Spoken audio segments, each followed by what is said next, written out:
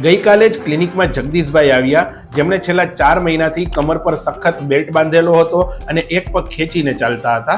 જગદીશભાઈએ કહ્યું કે સાહેબ, છેલ્લા 4 મહિનાથી મને રાત્રે ઊંઘ નથી આવી અને દરરોજ રાત્રે પગમાં કરંટ જેવા ઝટકા આવે છે. અમે જગદીશભાઈનું ચેકઅપ કર્યું ત્યારે ખબર પડી કે પ્રોબ્લેમ એના કમરમાં નહોતો, પરંતુ થાપામાં પાયરીફોર્મિસ નામના સ્નાયુઓ પથ્થર જેવા કડક થઈ ગયા હતા અને જે સાયટિકા નામની નસને દબાવી રહ્યા હતા.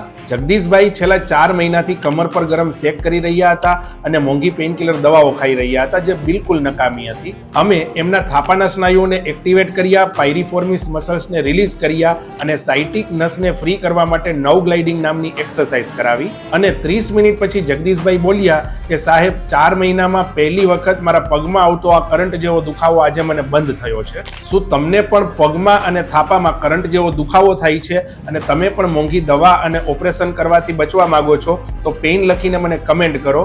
હું અને મારી ટીમ આપને આ તકલીફોથી જરૂર બચાવશું. આ વિડીયો તમારા ગ્રુપમાં તમારા મિત્રોને અને તમારા પરિવારજનોને મોકલો અને આ જ રીતની હેલ્થ રિલેટેડ ટિપ્સ માટે મને ફોલો કરો. આપના physiotherapist doctor Hardik Patel, Surat. Thank you.